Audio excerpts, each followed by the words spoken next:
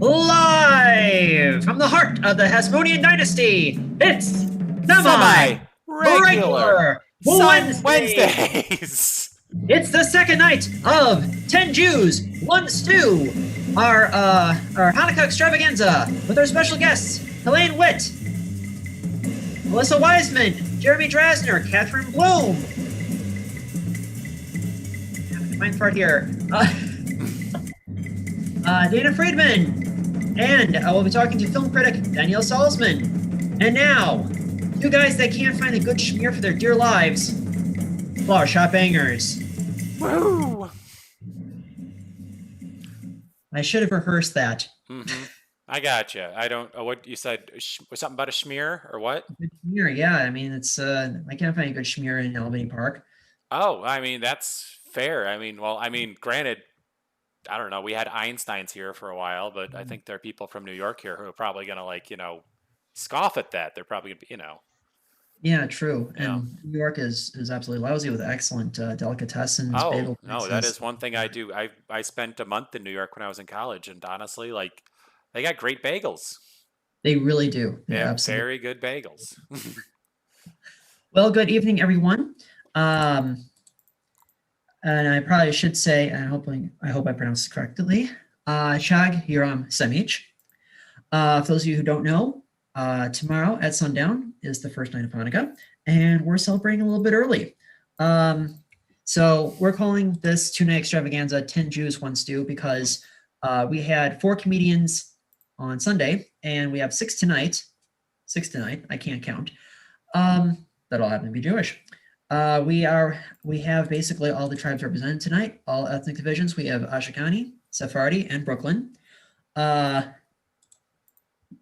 You are in for just a really fun evening of comedy. Now, before we get to any of our acts, Dan, if you could say a few words about some of the small businesses we're promoting, as well as some ongoing fundraisers. Yeah, so if you look down below, there's a little banner with, as Stuart said, some ongoing fundraisers as well as some small businesses that we're kind of just throwing out there because, well, we're living in a global pandemic and you just if you have money to spare, there are, worthwhile causes to put them towards. First and foremost, there is a GoFundMe organized by the comedian Chris Red. Chris Red is trying to raise money to try to pay the medical costs for people who happen to contract COVID-19 at Black Lives Matters protests. You can find the link to the GoFundMe in the description to this event. Second, there is the bar that Stuart and I usually host this show at, Shakers on Clark. Shakers on Clark, like a lot of businesses, can't keep their doors open. They're a bar in, Wrigleyville in Chicago. And you can find a link to their GoFundMe where they're trying to tip their bar staff. If you happen to be at home, maybe having a alcoholic beverage that you would have bought at a bar, you can go to that GoFundMe page and you can donate to their virtual tip jar so that they can tip their bar staff. Third, there is a great gym that I go to. They currently had to cancel their classes, but they are still running what they are calling Selfie, which is you can book a slot and you'll be in there with up to I think 6 people in the building, and you can just go work out. It's a great spot called Bodi Shak. It's also a Black-owned gym and highly recommended. I don't know. I haven't been back since they stopped their classes, but it's still really, really great spot, and I really hope that they don't close. Last and certainly not least, there is First Sip Cafe. First Sip Cafe, I was in there earlier today. Due to the recent restrictions, they are back down to just pickup only and carry out, but they have really great selection of coffee and tea drinks. I really recommend them if you ever happen to be in Chicago in the Asia on Argyle community. So these are all local businesses that I just kind of picked out, and I just think they're really great, and I don't want to see them close. But if you have any businesses like that for you, and these you don't really have a lot of ties to these like I do, you can go out and you can support your own. So that's really just the whole point of this. So yeah, go out and support your local businesses. Back to you, Stuart. Thank you so much, Dan. Now, the funny thing about tonight's show is that this is going to be probably a longer than average show that we're going to be doing tonight. So we're going to just try to make sure that we cruise right along, make sure that all of our wonderful performers get their moment in the sun. originally what we had set this up so that would be 5 performers Sunday, 5 performers tonight, but we had someone back out at the very last minute on Sunday, so we wanted to make sure that we had that 10. In case you hadn't noticed, I'm borderline obsessive compulsive. And to think that we almost called this show the Going Home Gauntlet. Nevertheless, we have a wonderful evening, jam-packed with comedy for you this evening. Closing out the night, of course, are your co-hosts, the co-producers of the show, Flower Shop Bangers. Woo! Right before the Bangers, from Long Island, New York, by way of San Diego, we have Melissa Weisman. Woo! Right before Melissa Weisman, out of New York, we have Dana Friedman. Woohoo! Right before Dana, we have Catherine Boom. Woohoo! Right before Catherine, out of the north suburbs of Chicago, we have Jeremy Drazner. Woohoo! Right before Jeremy, we're going to talk to film critic Danielle Solzman. She'll try and break down the 2020 Oscar race for us. Woo! And leading us off this evening is someone that we added to our show just in the last 48 hours. We could not say no to this next comedian. She has been doing comedy in some way, shape, or form for nearly 35 years. She used to write for Joan Rivers. She is a motivational speaker. She is a comedy writing teacher. It is an absolute treat to have in our show, Elaine Witt. Wow. I don't know what bio you were reading. First, I'll say thank you, and then I'll say I'm doing the math. Wow, I did start. I don't know where you got that from. Thank you. I did start doing comedy where Robin Williams used to drop in during the John Belushi trial. He would be coming back from the trial back home, and he'd stop at the club.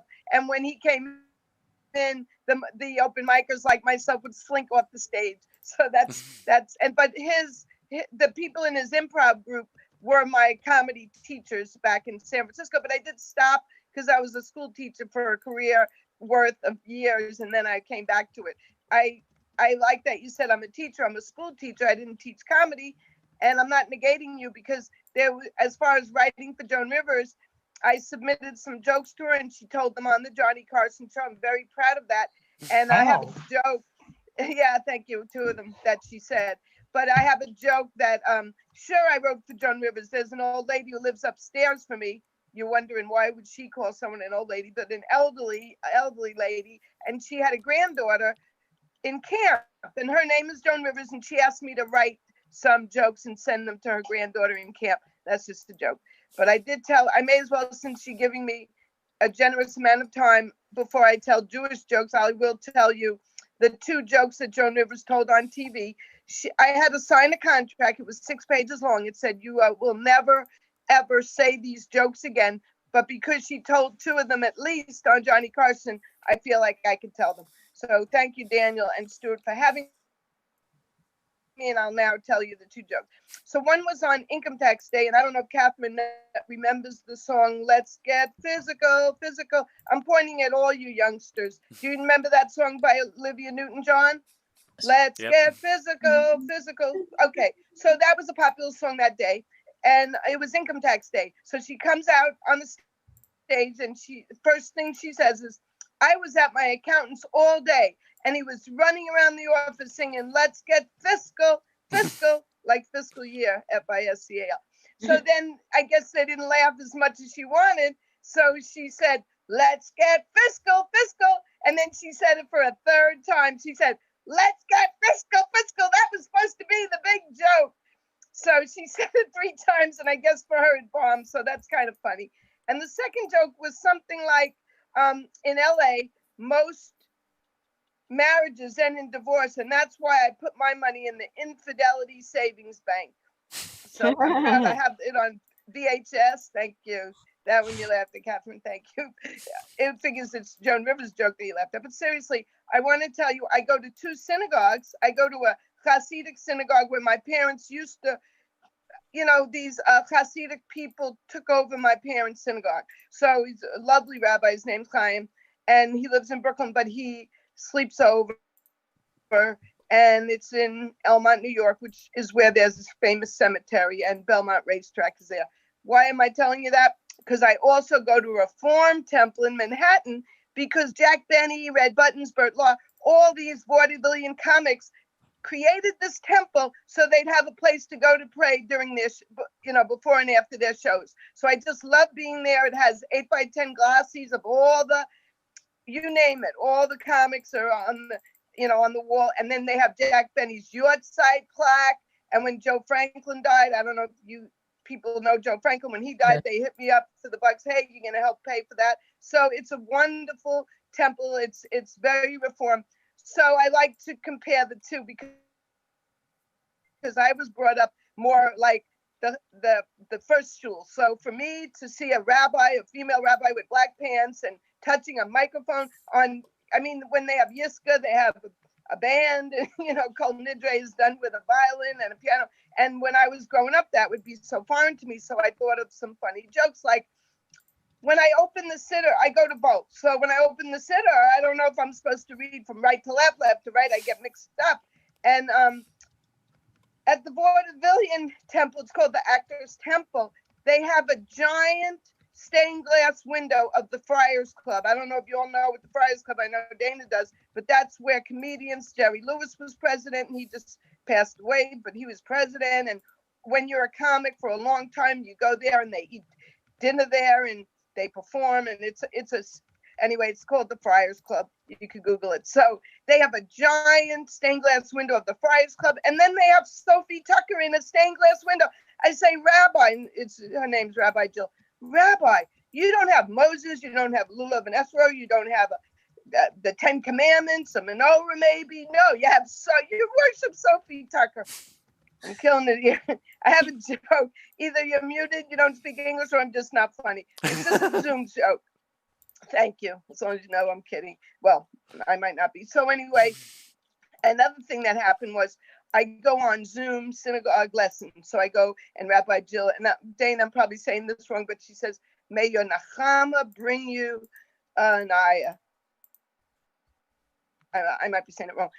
May your Nahama bring you an ayah. And then I go to meditation because somebody in my miscellaneous club, it's all people with my same first name. It's called the Miscellaneous Club. She teaches meditation. So she invited me. I went.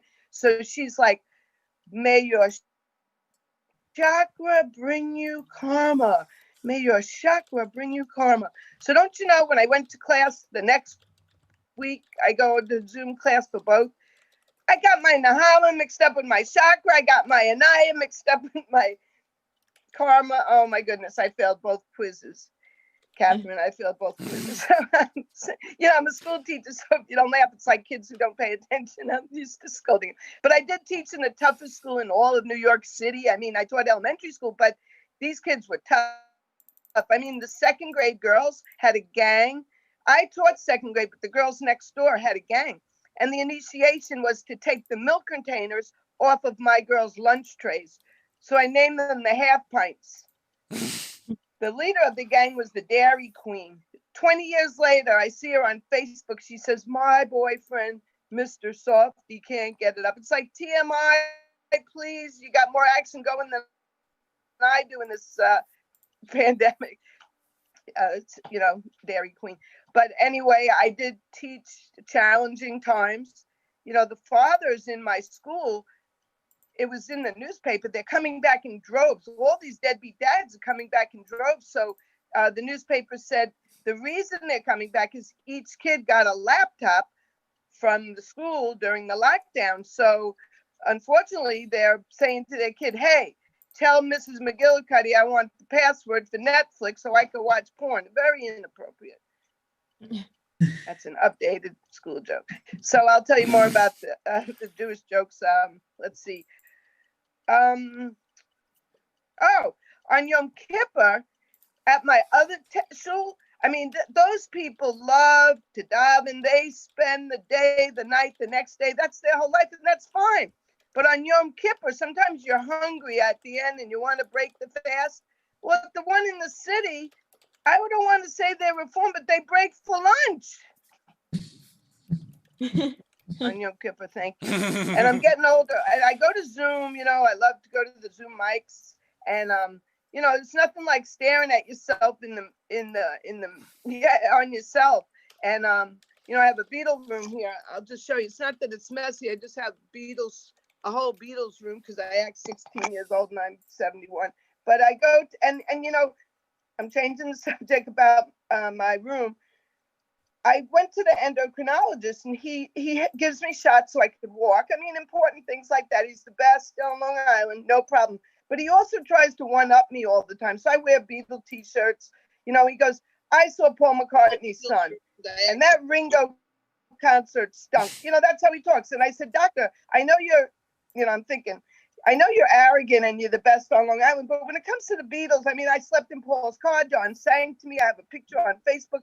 So he goes, you bring John Lennon into this office, then I'll be impressed. I swear that's true. That's a true line.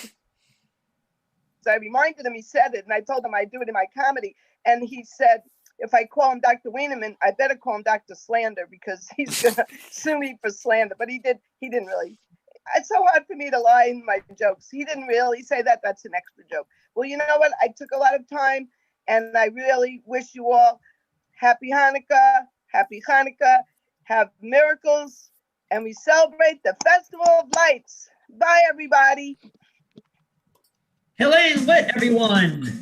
Yay, Helene! Oh, thank you so much, Helene. We sincerely appreciate that. That's actually really remarkable. By the way, her profile photo is her posing as John Lennon in the 1970s. That's I don't think we can really put a price tag on a picture like that. Thank you, Helene. I know you've got a show that you need to go to, but also remind everyone that Helene also has a Hanukkah themed show of her own this Friday at 8 Eastern, 7 Central. Now, before we get to our interview with film critic Danielle Solzman, we have a couple pieces of business. Dan Anderson and I, the other half of Flower Shop Bangers, we tried to make this show as interactive as possible, and or at least we try to make it as interactive as possible when we were at Shakers. So in trying to keep up with that on Zoom, we check in with our Facebook Live audience. Dan, how's the feed looking tonight? It looks good. Yeah, no, I see that there are people there. It's very, very promising. Yeah, but I thought I would also give a shout out to some of our most frequent viewers. I see the Romanowskis are watching us. I saw Mark. He liked the Facebook feed, and I assume Jordan's watching with him as well. So thank you guys for watching at home. If you are at home and you would like a shout out, you can just like the Facebook feed or comment on it or comment on our YouTube feed as well. Either one will work. Back to you, Stu. All right, thank you so much, Dan. And yeah, if you've missed any part of the show so far, you're plenty welcome to watch this on the Flower Shop Bangers Facebook page right after the show ends. This whole show is saved and archived, and you can watch it pretty much on demand. I don't know if we're bingeable, but I like to think that we're trying. Before we get to our special guest, or I should say our interview guest this evening, special interview, Potato. So when Dan and I moved our show to Shakers on Clark in July 2018, we began a campaign to save Chicago Barprov.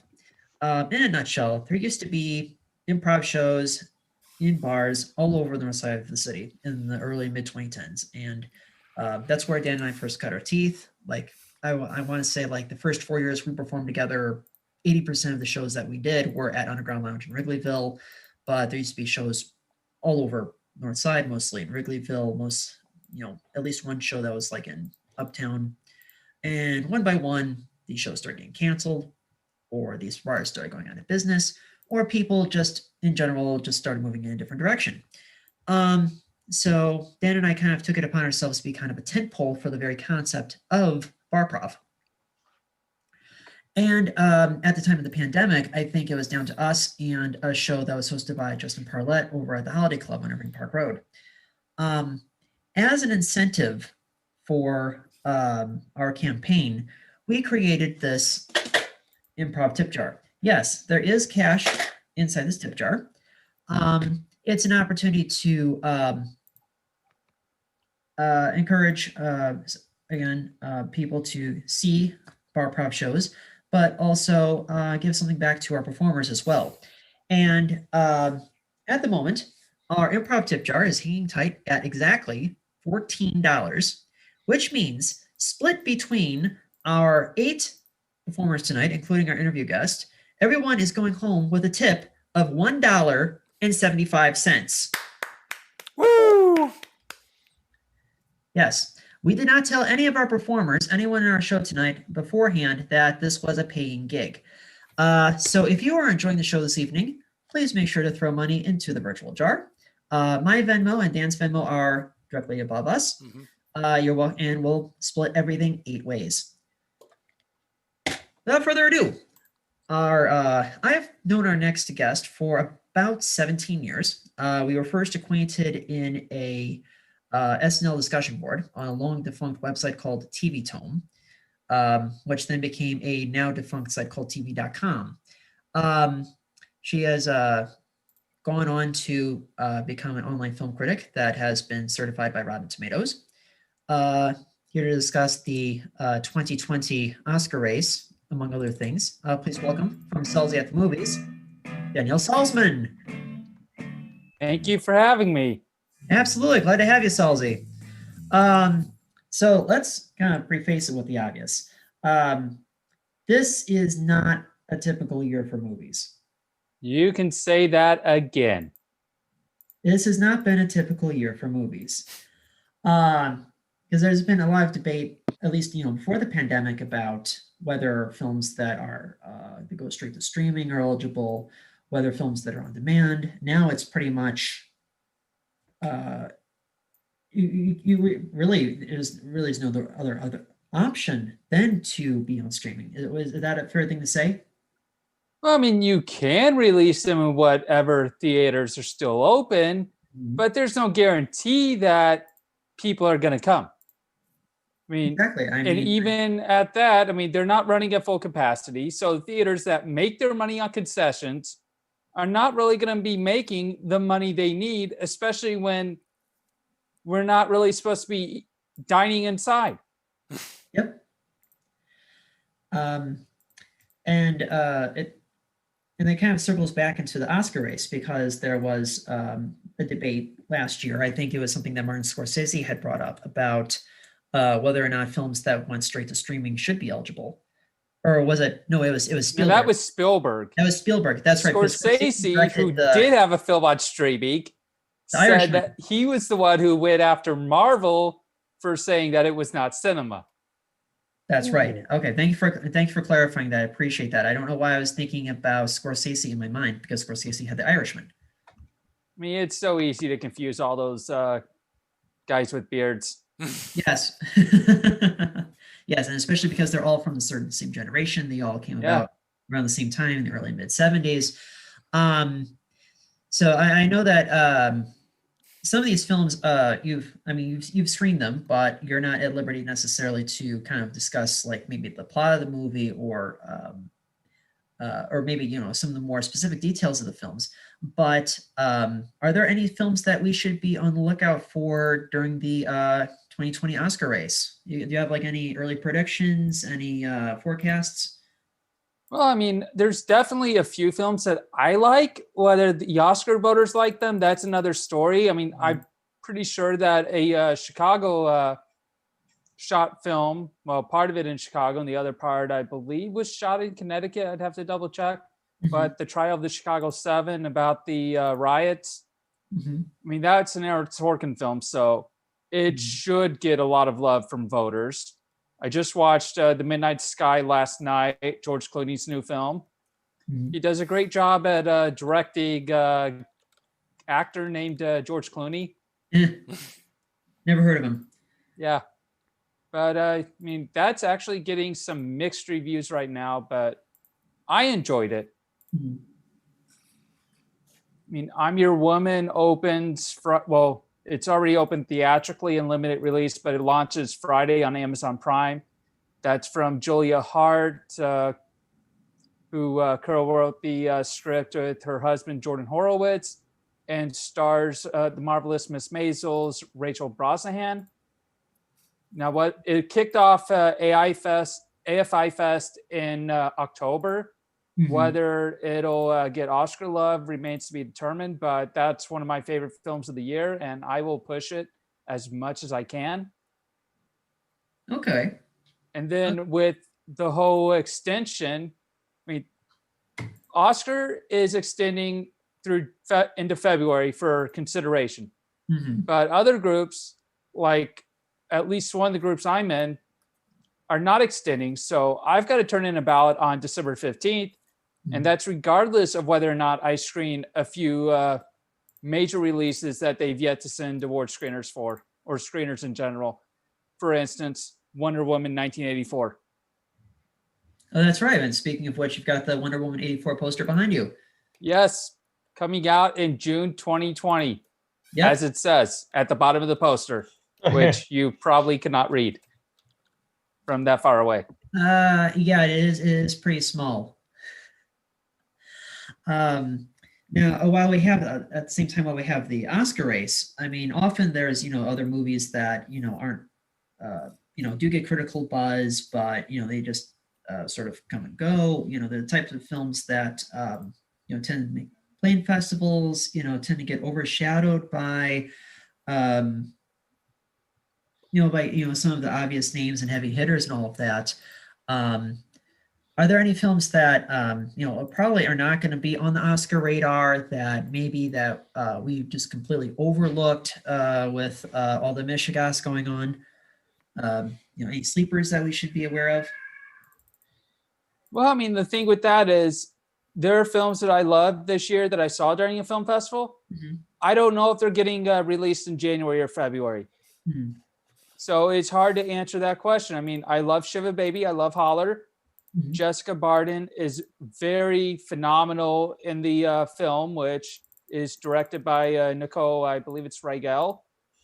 Okay. And I'm hoping that whenever it does come out, that she will get an awards push, but it's still got to get a distributor. Makes sense. Because again, I mean, this has just been just a really strange year. And yeah, I mean, who would have thought that Warner Brothers would announce that their films are going day and date? Never thought I'd see the day.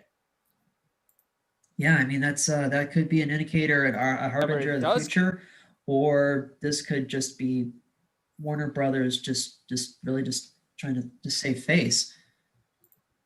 Yeah, I mean, I think it's making the best of a bad situation. I mean, based on what we've been hearing on TV from the news, I mean, the outgoing administration turned down an opportunity for 100 million more vaccines, which is going to delay vaccines in the US to maybe June.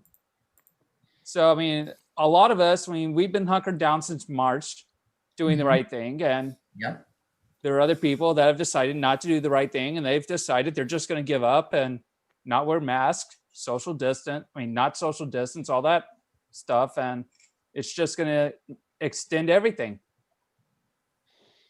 That makes perfect sense. And it all kind of circles back to just everything that's going on in the world. I mean, you could just point at everything and just kind of what a complete mess it is.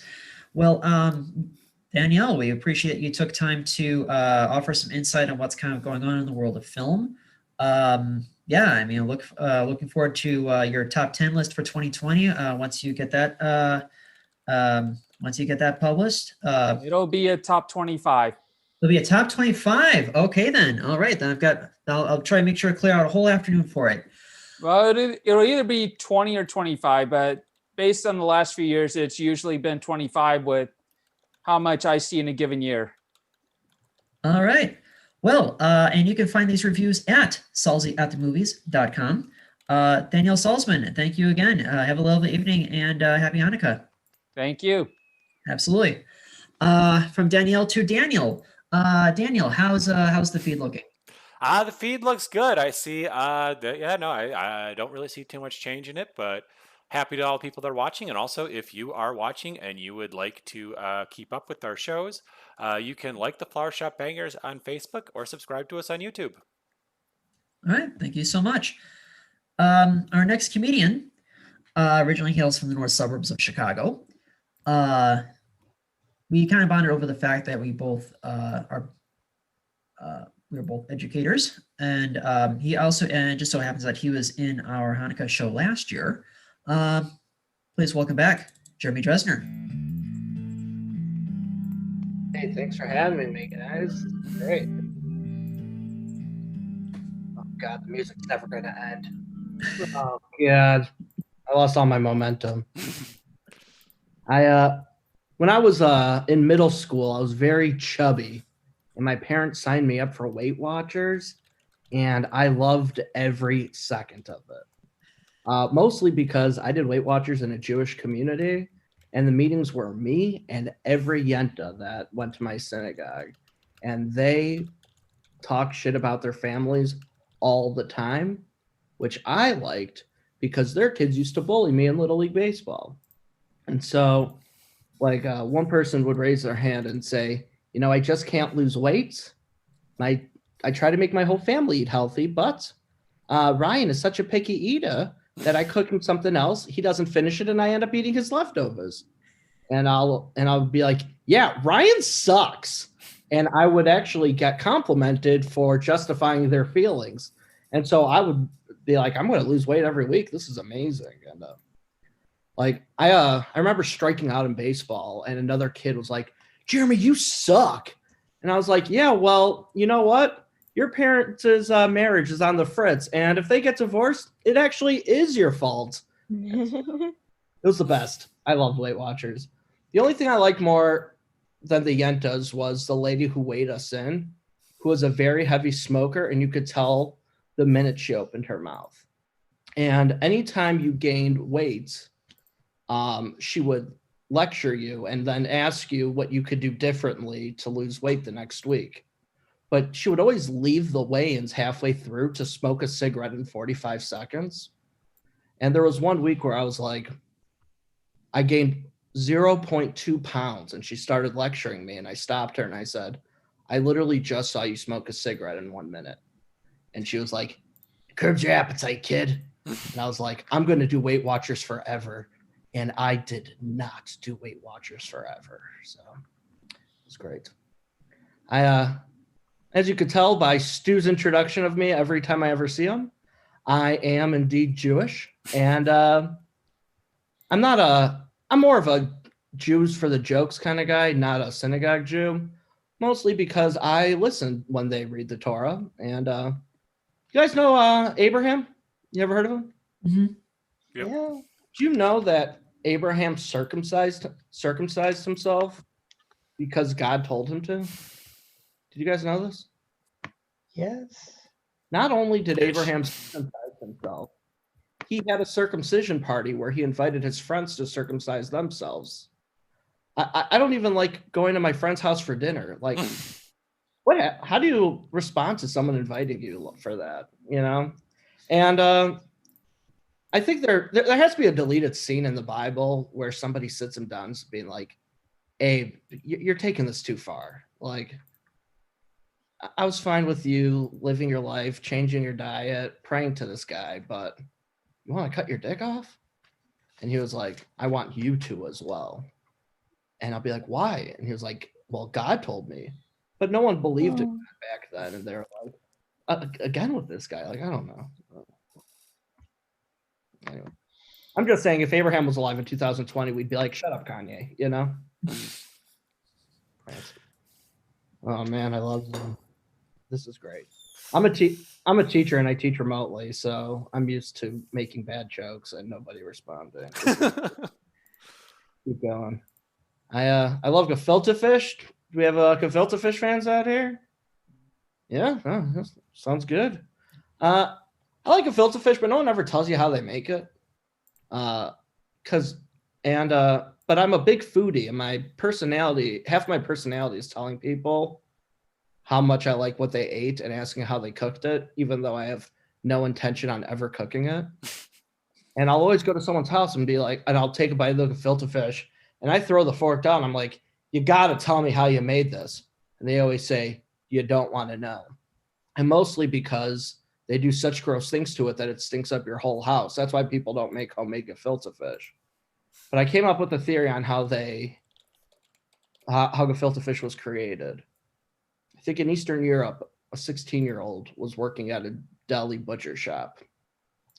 He came home one day up to his sister and he was like, Rachel, you know how we love hot dogs?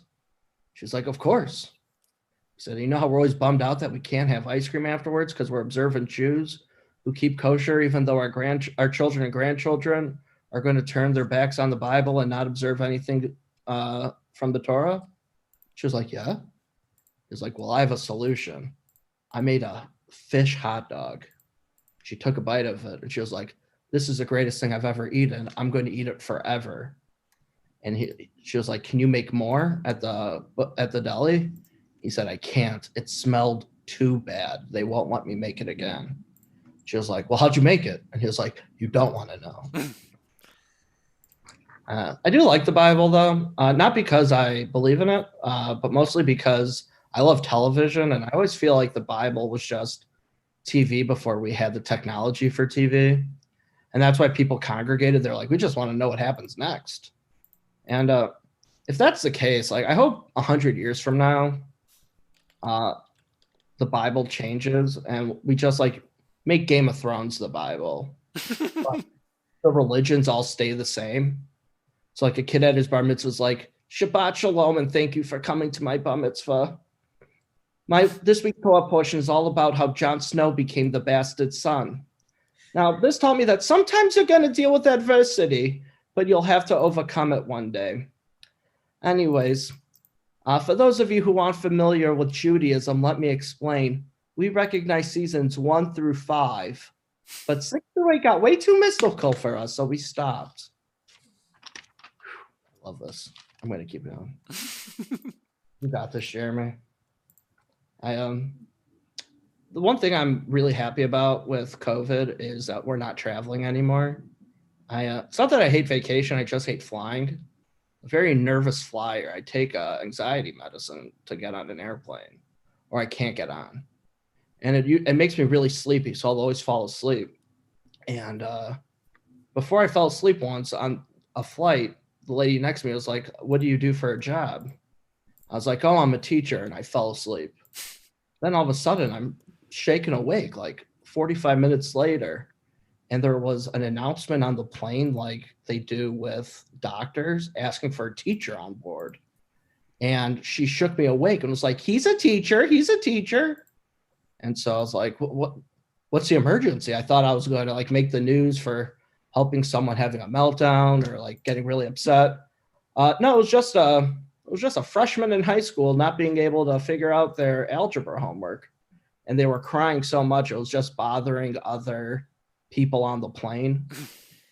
And I was deeply drugged by this anxiety medicine that's supposed to let me sleep on the flight, teaching them how to solve for a variable. And do you know what happens when you fix an incident on an airplane? Does anyone know? Nothing. You don't get anything. It's the worst. It's terrible. So is that 10 minutes, Stu? You still have 90 seconds. All right. I'll let you guys leave on this.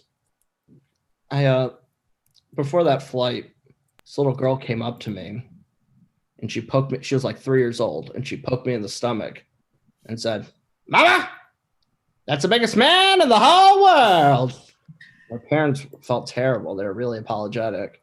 And I was like, oh, it's okay. I'm a comedian. I'm just going to talk about your kid forever. And they're like, no, she needs to learn her lesson. And I was like, I don't know what you're about to tell me. Like, I'm about to get on an airplane. I'm not doing crisis intervention. I go back to my gate. 5 minutes later, this girl and her parents come up to me and she's holding a bag from Dunkin' Donuts. And they say, Layla, what do you say to the man?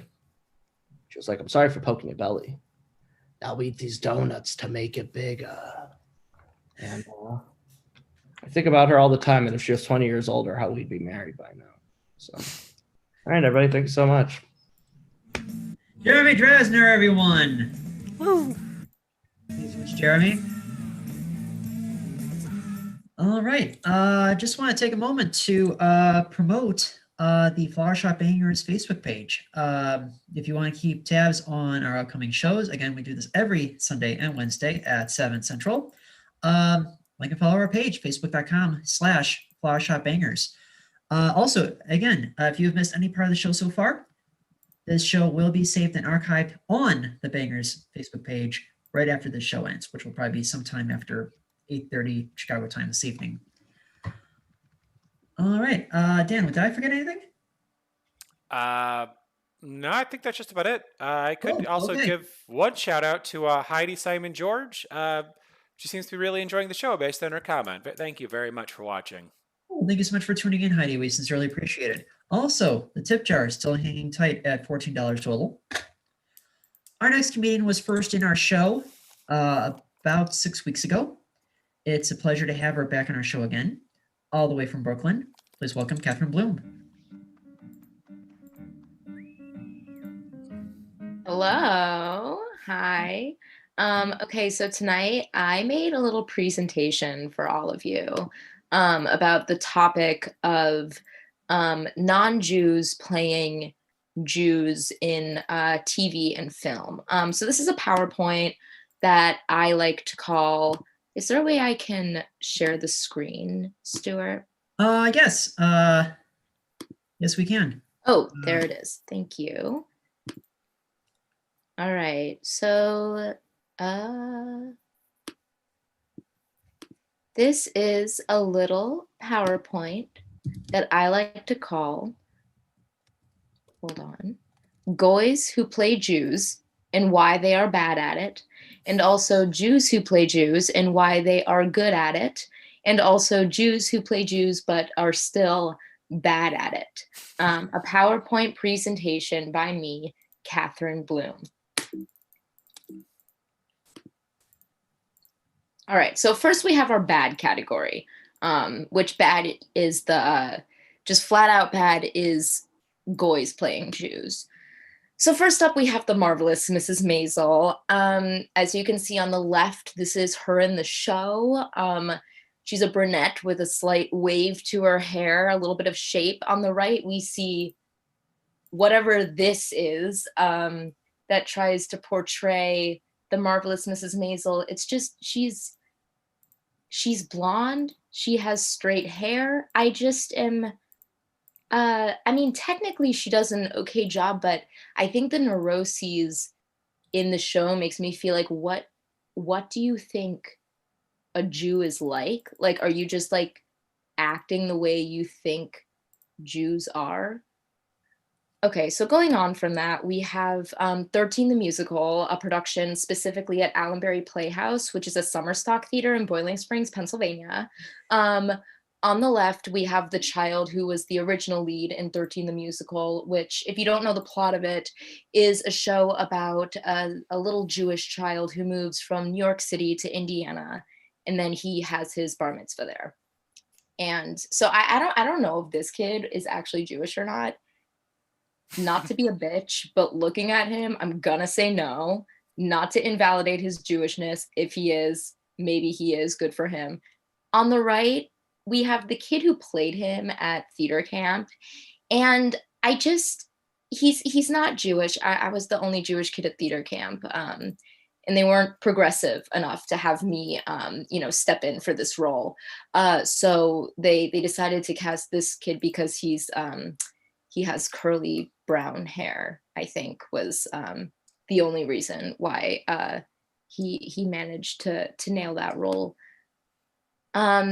Up next, we have Transparent. I do love Catherine Hahn, but why is she playing a rabbi out of, like, she's not even playing a regular Jew, she's playing a rabbi? And it's like, I'm just like, you're looking at her nose. You're looking at her. That's literally it. I'm like, I feel like she's always casting these kind of Jewish characters. And it's like, it's because she has a big nose. Like, very, very cool, guys. Okay, so next up we have our good category, which is Jews playing Jews who are good at playing themselves. First up, we have my favorite romantic comedy, which is Obvious Child, starring Jenny Slate, which is not a movie about Jews. but it is about a woman who gets an abortion, and you know, she doesn't really talk about Judaism, but she is Jewish in it. And I just think she really nails playing herself. I'm just gonna say she's a Jew, and it's not really that big of a deal in the movie, and she's just being Jewish. A classic, Broad City. We have the good old fashioned curly hair Jew versus straight hair Jew dichotomy, you could say. Alana Glazer is probably, you know, one of the first people that I personally saw on television. And I was like, I see myself right now. Granted, she has much nicer breasts than I do, but you know, if that were me, I would probably be able to step into that that body there. Okay. Now we have unorthodox. We're going into more of the drama category. These two are Jews. I really don't have much to say about it. I mean, the acting's really good, other than I just think it would probably be really bad if you had non-Jews playing, you know, people dealing with this heavy Hasidic material. For those of you that don't know what it's about a girl who escapes from a Hasidic community in Brooklyn, and then she goes to Berlin. Okay, so last category is Jewish, but still bad. This kind of goes without saying, this one. I don't want to be an asshole about like the looks thing, but it's like Lena Dunham is the most goyish looking Jew I have ever seen in my entire life. I mean, also just like there's so many other problems with the show, but it's like, I don't like it. I don't like that she is, you know, a part of Jewishness. Okay, this kid that I did improv with in high school, he was one of those kids that would like be like, you know, I'm like, it was like kind of like me and him in the improv troupe, or like the two Jewish people, and he was very like, I went to Jewish summer camp, so I'm like the cooler Jew. And it was like, well, I went to theater camp, so that's also super Jewish. Like, what are you gonna say about that? Yeah, anyways. All right. The Politician, you know, great show, but I do have to say, just Gwyneth and Ben Platt, they're kind of the same breed of Jew, I want to say, as like the Lena Dunhams, which is the like hyper assimilated, like, I don't know what is happening right now. Like, you seem to just like completely want to forget where you've come from. Definitely of the straight hair Jewish variety, but not the like Abby Jacobson kind, like the Lena Dunham kind. Okay, so disclaimer, all claims are the opinion of me, Catherine Bloom. There's no right way to play a Jew as a Jew, but if there were, it hopefully wouldn't be like Lena Dunham or Gwyneth. Basically, what this comes down to is that it's sort of problematic to have non-Jews playing Jews. In terms of Jews playing Jews, that's all subjective unless your opinions are bad. And bad is also subjective. Okay, XO, Catherine. Thank you. Catherine Bloom, everyone. That was very insightful. Thank you. Dan, another quick check-in on the newsfeed. Yeah, I thought I'd give a shout out to one other person I see watching, and that is Mitch Kessler. Hi, Mitch. Great to have you. And yeah. Excited to get back to the Comedy Clubhouse and play with you once this is all over. Oh my goodness! And I feel the exact same way. And kind of a small world thing. We did a Hanukkah show at Shakers in 2018, where our special guest was former SNL writer Nate Herman. It turns out Mitch is a family friend of Nate's. Oh, yeah, it is. I guess Mitch's father and Nate go back something like 60, 65 years. Mm. That truly is something. Tip jar. Our next performer was first in our show about 2 months ago. Kind of keeping on with the Brooklyn, New York, well, somewhere on the island contingent of the evening. Please welcome back to our show, Dana Friedman. Hey. Wow, there's somebody in the audience named Mitch Kessler. Wow, that was my first leather daddy. Oh, for realsies. Probably a different Mitch Kessler. Jeremy is still here? Oh, we don't know. He's back there somewhere. He was talking about gefilte fish and how it's made. You know, gefilte fish is half carp and half pike. It's kike, people. Now, this is the diversity portion of the diversity show, because one thing you don't see a lot in comedy is white Jews. But there's more to this than meets the eye. I am an Orthodox Jewish trans woman, and that comes with a certain amount. What, just me? That's all right. In comedy, being different is good. In Orthodox Judaism, not so much. I don't care. I was always a wise ass. Even in my bar mitzvah speech, I said, today I am a man. Tomorrow, not so much. And for a change, I am not wearing my usual 1980s style over-the-ear headphones because I decided I look enough like runner-up in a Howard Stern look-alike contest. That does better with the heterosexuals. I'm coming to you live from quarantine. Yep, I got the old Rona. I'm stuck in a 15 by 15 foot room telling jokes, so just like a New York comedy club. Yeah, on Tuesday I tested, oh God, 9 days ago I tested positive for COVID. But now I feel like a traitor to the Jewish people because I also tested positive for optimism. Yeah. But we should be more optimistic, especially about diversity. Jews and Muslims have a lot more in common than either of us is comfortable with. And we have similar languages and the same baby daddy. It's true, Abraham fathered the Jews and the Arabs. And you think you have it rough at Thanksgiving.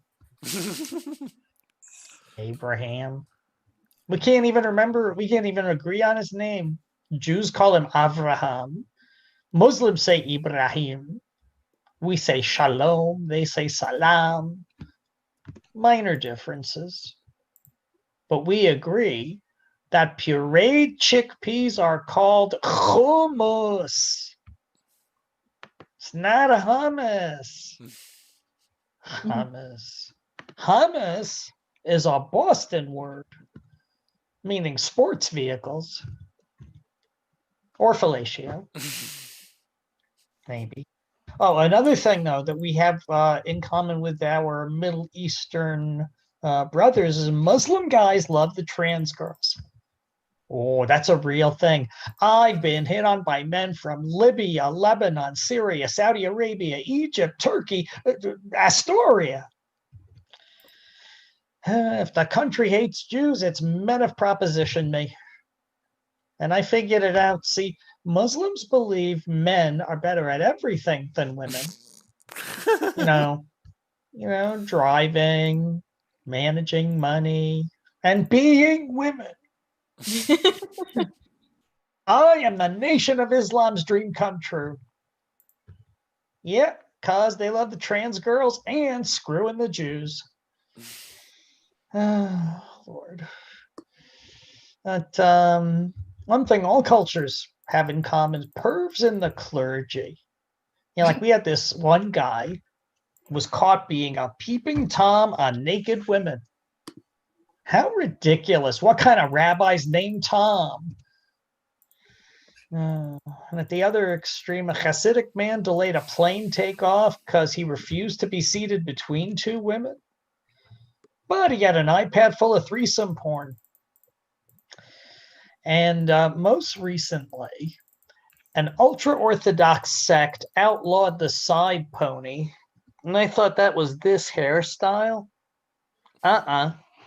What they banned is cheating on your spouse with a small horse. Somebody had to say that. Oh God, we're all conflicted. When I'm feeling like that, I want to be around my people. The Jews, not so much the trans people.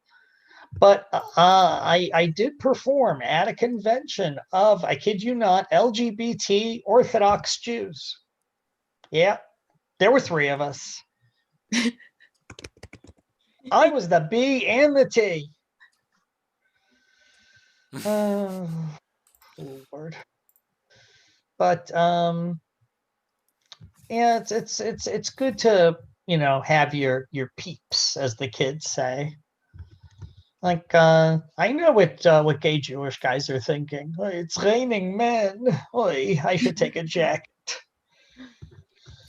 I'm happy we're gonna have a new president. This has been the most controversial transition since Caitlyn Jenner. Yeah.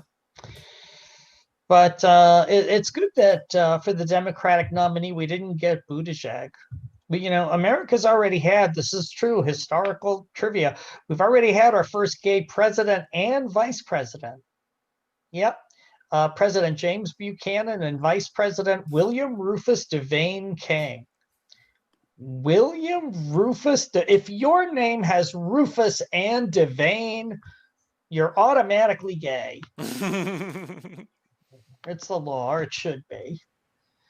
Now, President Buchanan and VP King didn't serve together. Well, maybe brunch. No. Vice President King served under Franklin Pierce. Now, if you're going to be a gay vice president, the best place for you is under a guy named Pierce. Okay, we gave that one a shot. All right. And in the LGBT world, we have nicknames and sort of common terms we use with each other. Gay men didn't have it so good. I mean, a long time ago, gay men were called sodomites, then homosexuals, and later party planners. And gay men really identified with the Wizard of Oz, and so they used a coded term for each other, friends of Dorothy. Now, this is even more hush-hush. Jewish gay men of that era called themselves friends of Dorothy Finkelstein. Yeah, now, I was raised Orthodox Jewish, a little bit sheltered. But I had a girlfriend in college, and I really wanted to get into her panties, but she wasn't my size.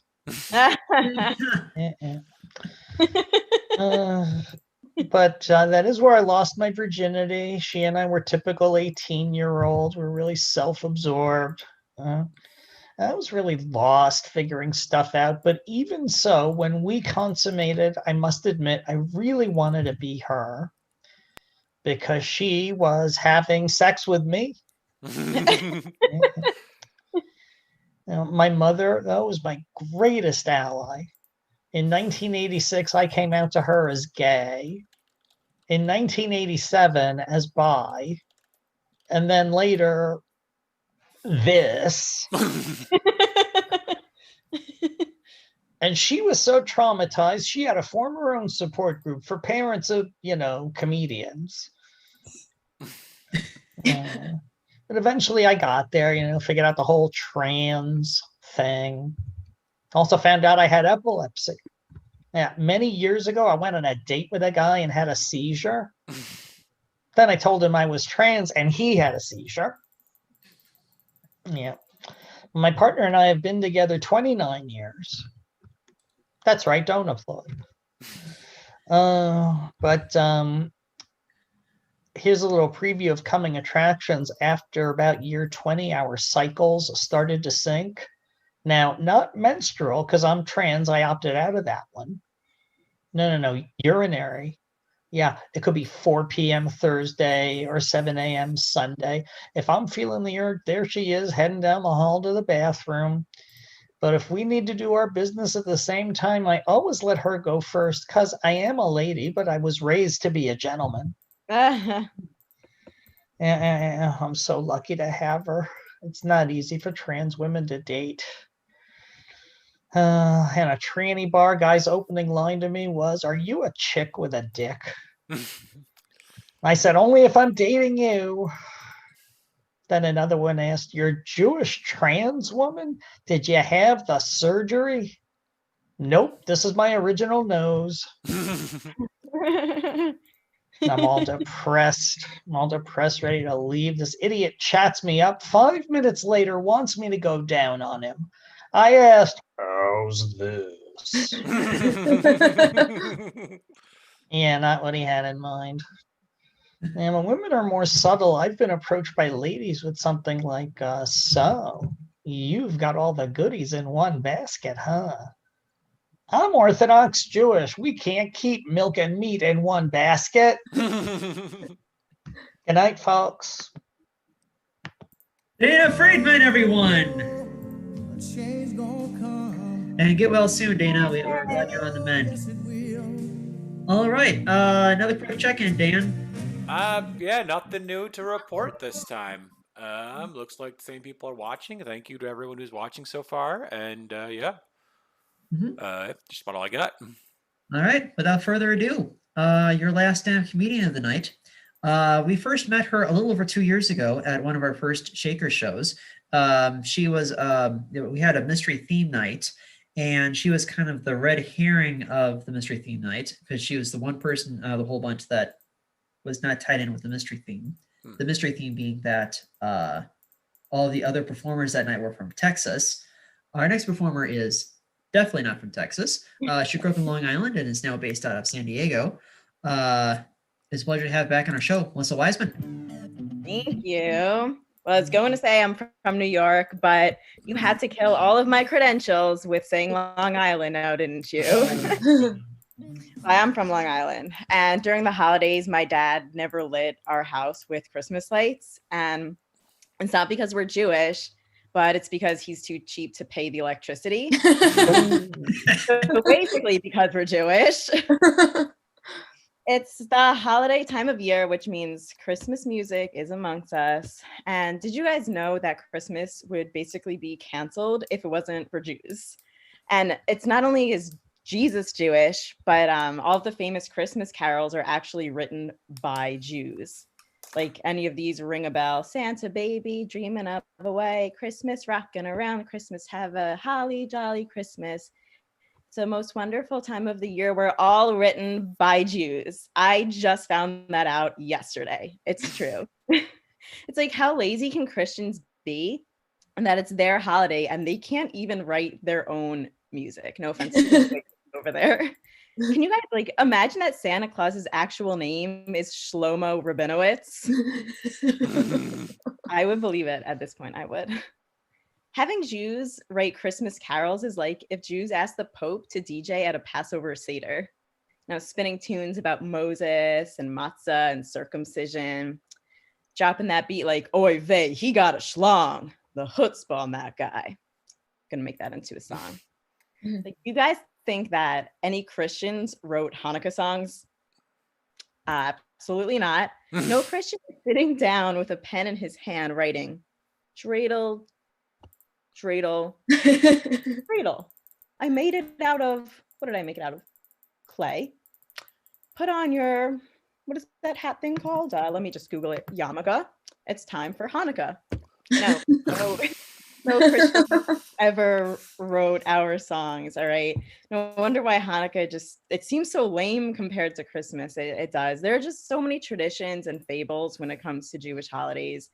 You do a bunch of shit that just makes absolutely no sense. Then your bubbe forces matzo ball and gefilte fish down your throat until you consume so much sodium that you get osteoporosis. That's how the holidays go. And living with my parents was not always easy because my mom, she doesn't speak English well. She's not foreign or anything. She just speaks Long Island. You guys know how that goes. Oh my God, I got that coffee for my daughter, Melissa, for my daughter. My favorite dog is a Chihuahua. Every single day, this is what I would have to hear. But I would thank Hashem that my dad doesn't sound like that, although he has his own flaws. He's always making these gross dad noises, and his asshole talks more than he does. He even quoted that, "Oh, that asshole always has something to say." He would say that all the time. I'm like, okay, Dad, we've heard that one already, and yes, it is very true. I can smell it.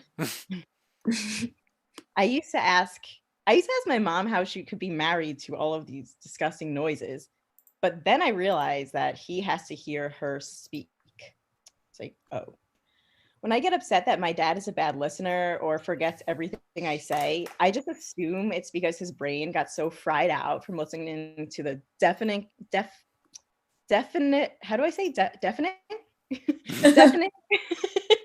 deafening frequencies of my mom speaking Long Island. That's why I will pretend that I knew how to speak English, because clearly I can't speak English either. And also because my dad never really cared about what I had to say to begin with. So that's also probably why. And I understand, I can understand why people say the word like dad bod. I mean, I call it a father figure. I think that's more difficult. You have kids and you stop working out and you get fatter. Like, when did a dad noise become a thing? Do you just have kids and then start uncontrollably clearing your throat? Your asshole just starts exploding with gas. You feel the sudden urge to exhale air from your chest that never used to exist. Like, the man did not even give birth. A woman has every reason to feel emotional, have scars, call you a cunt. But what the fuck did a man do to have any legitimate changes to his body after his wife gave birth? That's like if I got wrinkles only because my husband started aging. I mean, I'm going to get wrinkles one day, and it will definitely be his fault, but he's going to pay for Botox. So it's like being a dad means getting away with anything. I don't know if any of you guys watching, if you're a dad or you know a dad, but those dads, they get away with everything. It's just not fair. You know, the dad bod, the dad noises, dad sneakers, those white New Balances that somehow people like to wear these days. But it's like, what's next? Dad intercourse? He just complains. He just complains he's tired from going to Johnny's softball games and then asks for a blowjob. Is that gonna be an acceptable thing at this point? But it's okay. He's a dad and all, right? There's no such thing as a mom noise. Can you imagine if women just went around making the same noises that men do? Every man would have permanent erectile dysfunction hearing these things. Yet, God forbid a woman lets out a little fart, just a little fart. She is just completely out of line. That is women fart. That's disgusting. I did not know. I did not just fart right now. No, that was not me. Oh, man. Well, yeah, I have not been living with my parents for eons now, but back in the day I was. And then after my lease ended, before figuring out where to move to, I lived with my parents for a few months. And that was just like reliving terrible history all over again. I was quarantining with them and I could have no action in the bedroom. There was just no boys coming over. So I bought this really powerful vibrator, but it didn't come with batteries, so I couldn't use it. Luckily, my dad was around. So I asked him for a couple of batteries, and that's how my dad gave me the best orgasm of my life.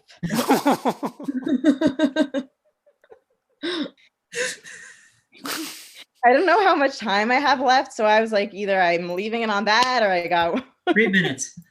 Oh, okay, I do have time. Okay, cool. All right, thank God. I did not want to end on that one. Okay, I'm going to end with a quick story. I'm living alone now. I actually have the opportunity to start dating. And during COVID time, everyone's resorted to the good old terrible dating apps. I started talking to this guy from the app Hinge, you guys probably know. We texted back and forth for a few days, and then he ended up sending me a dick pic without asking. And I said, excuse me, like, why did you send me that? He texted me, my bad, meant to send that to someone else. Yeah, I swear, at first I was really offended, but then I was like, you know what? He meant to send it to me. He just didn't get the reaction he wanted. I didn't compliment him, but what did he expect me to be like? Oh my God, thank you so much. Setting this as my phone background right now. obviously not. And I needed revenge. That's the kind of person I needed revenge. So I sent him the same dick pic he sent me, and I wrote, "Ew, this guy's dick is disgusting."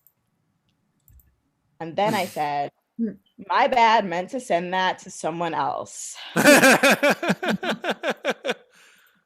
it. Yeah, it was game over. It was done at that point. But I mean, oy vey, he did have a very big schlong, but I'm not going to tell him that. Really did, though. I probably should have taken him up on that offer, but I just have so much self-esteem for a female comedian, right? Oh, guys, well, that's all I'm going to share with you today. But thank you, and thanks for having me. Woo! Melissa Weisman, everyone! And you can find her on Instagram at meldubs, correct? Oh, sorry, I changed my handle to Mel_Weisman. It's on here. Ah, okay. It's Yeah, right. I still go by Mel Dubs, though. It's just easier. Fine. Makes sense. All right, in that case, glad to have you, Mel. Dan, one last check-in before we get to our final act of the evening. The stream has stayed pretty consistent. I don't really see anyone new to give shout outs to, but we appreciate everyone who's watched so far. And yeah, no, it's been a wild ride, this show. It's been a lot of fun. Yep, but anyway, let's get on to our final act. Yes. Also, just a reminder, one last opportunity to throw money to the improv tip jar. Again, we have $14 in the jar. We're splitting it 8 ways, so everyone's going home with $1.75. Hey, you know, if you throw in, let's say, I don't know, $8, everyone goes home with $2.75. I'm just saying. True story. Right. Without further ado, your final act of the evening are the co-hosts and co-producers of Semi-Regular Wednesdays, who until 9 months ago were hosting this show 2 or 3 Sundays a month at Shakers on Clark and Lakeview. Hence the name. The name means nothing anymore. We're just used to it. They've been performing together for 7.5 years and will very likely celebrate their 8th anniversary right here on Zoom. Yep. Next year. They have performed at improv festivals in cities as far-flung as Omaha, Nebraska, St. Louis, Missouri, Green Bay, Wisconsin, Grand Rapids, Michigan, and Baltimore, Maryland. Please welcome Flower Shop Bangers. Woo!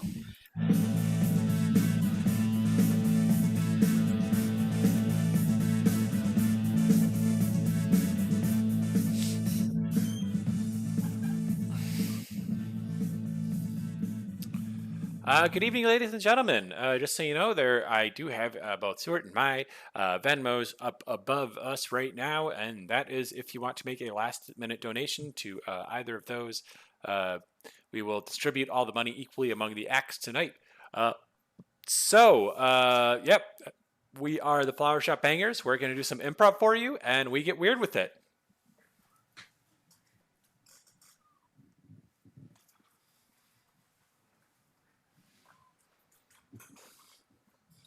Oh, here we go. Oh, thanks, man. Oh, wow. That's Lord, these fries are loaded with everything. Oh my God. I love the loaded fries here. Oh my God. Oh, I mean, geez. they put a little bit of everything into it. I mean, you've got Bacon bits, sour cream. Yeah. I mean, diced tomatoes. I mean, there's the Ground mystery beef. sauce. Oh. Wow. Oh God, it is horrifically unhealthy, but Oh. it is like a little taste of heaven, I have to say. I mean, you know, sometimes you got to taste heaven. Sometimes you got to taste hell. Just the way that life goes sometimes. I don't know how to say it, you know, it's but you know, you got to take the good with the bad. You got to sometimes indulge yourself, you know, your body needs loaded fries sometimes. Yeah, you know, it's all the contents of like a loaded baked potato, but they make it even more unhealthy. Yeah, it is. It is more unhealthy. Yeah, I mean, this is, you know, and they say America lags behind in science. No, clearly not. Clearly not. I mean, could you get a loaded fries in France? No. No. Could you get it in I Italy? call it loaded frite. Loaded frite. Oh, Lord. Yeah. The French fries aren't even French. They were made by a Belgian. Yeah, you know. I mean, as much as people like to say, you know, foreign food is better, I'm kind of sitting here like, you don't got the big stuff. Mm. Sorry. Ah, guten Tag! Ah, how you doing? Ah, very well, very well. Would you like some of the American loaded fries? The American fries.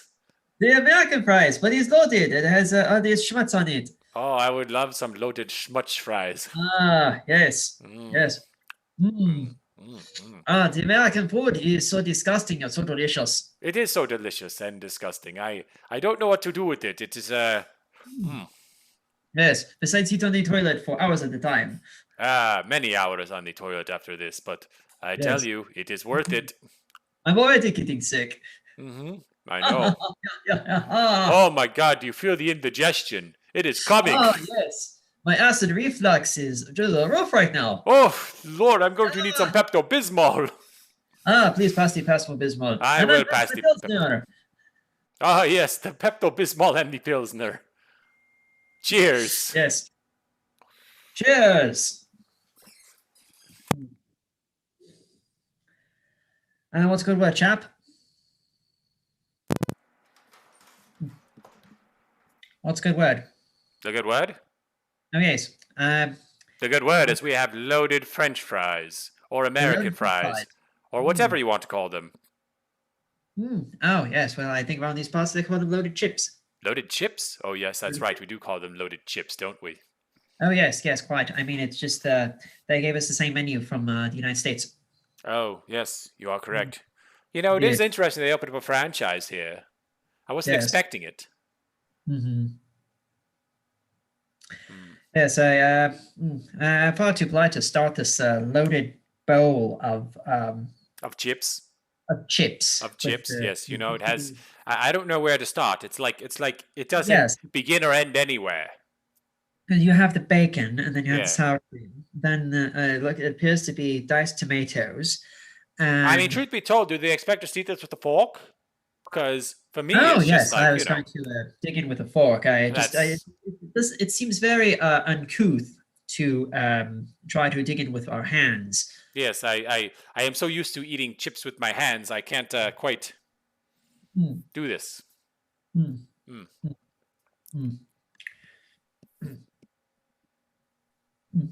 Yes, rather delicious.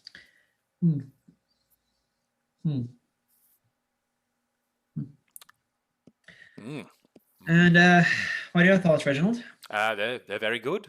They're very good indeed. I mean, I had my reservations, but they have been subsided.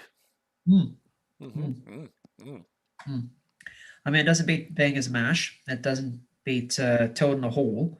Oh, I mean, it doesn't beat any of that. It doesn't beat tea and crumpets as far as I'm concerned. Oh, But yes. No. You know, go home and have a whole jar of spotted dick. Yeah, no, it doesn't. Yes, no, quite. I mean, seriously, it doesn't even compare to, was it black and white pudding? Oh, yes, yes. Oh, yes, black and white pudding. Black pudding. But you put a little cream on it, then it becomes black and white pudding. Yeah. I don't know, you know. George, there's just... I feel like I am so accustomed to British food that this doesn't quite... I'm going to keep eating this, but I'm going to keep trying to convince myself that British food is better. I mean, there's so many things that were superior to the Americans. I mean, for one thing, our government still functions. Barely. Yes. Barely. I mean, I didn't vote for Bojo. No, I didn't either. Who did? I didn't vote for Brexit. Right. I mean, seriously, you actually can't say too much about the British government right now. It's probably falling apart maybe just as much as the American perhaps. government. And the woman who runs this country isn't well to her 90s. Yeah. Yes. God forbid Charles becomes king. Oh, God. Can't we just skip straight to Henry anyway? Good God, Henry's a first grader. He's a first grader. Hmm. Wait, which one am I thinking of? I don't know. I don't know even our William's who I'm thinking of. I don't pay attention to the royals either. I mean, it's old tabloids. It is all tabloids at this point, Nice. you know? Hmm. I mean, I mean, seriously.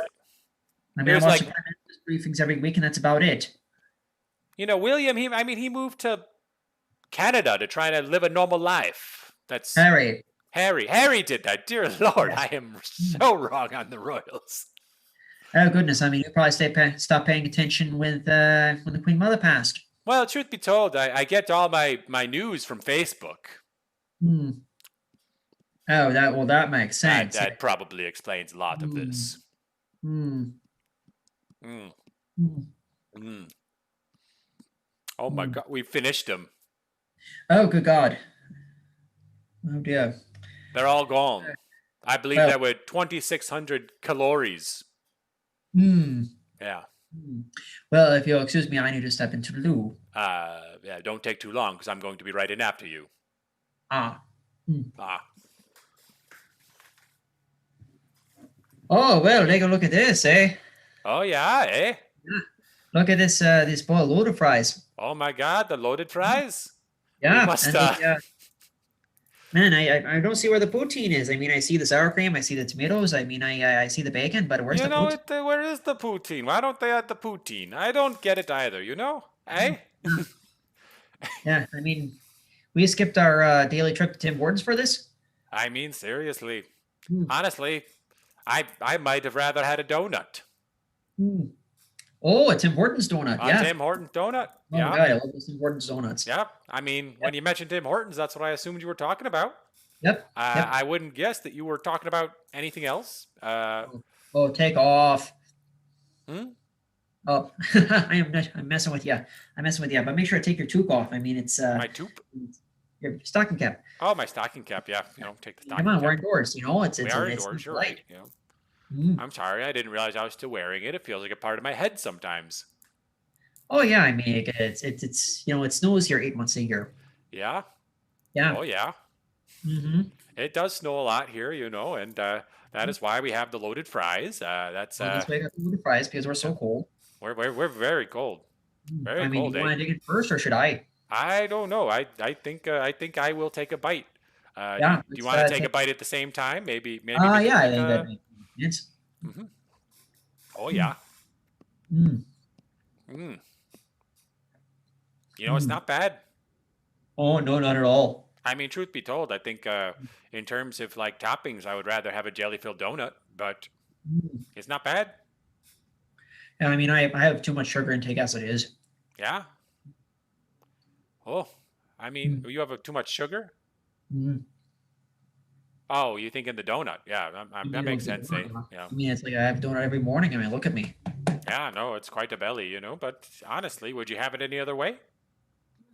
I mean, I suppose I could go to the McDonald's across the street and have a I grilled guess cheese, you could go to the McDonald's. Have a milkshake, you said? grilled cheese sandwich. Oh, grilled cheese sandwich at the McDonald's. They have those here? Time out. Yes, McDonald's Canada has grilled cheese sandwiches. Time Why? in. Mm. Mm. I mean, it's on the dollar menu. Oh, wow. Yeah. Would have never guessed that. I don't know. Mm. I guess I just never look at the dollar menu. Mm.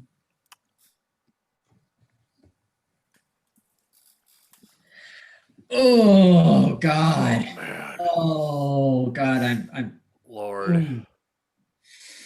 Ooh. Yeah, seriously. Oh, God, why do we have to order two of them? one for each of us. Made Yeah, sense. I mean, oh my. We thought we Ah. just split one order. It didn't really work out that way. Yeah.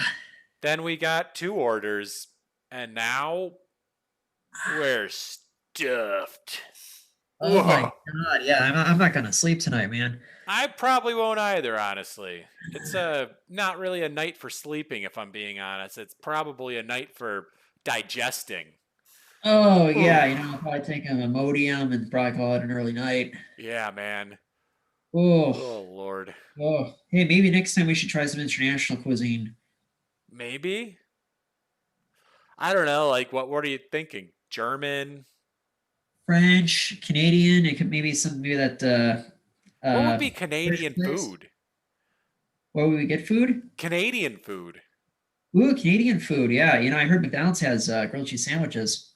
I mean, I believe that, but Yeah. well, like, I mean, like, if you were to go to Canada and be like, I want some Canadian food, is that like a moose burger?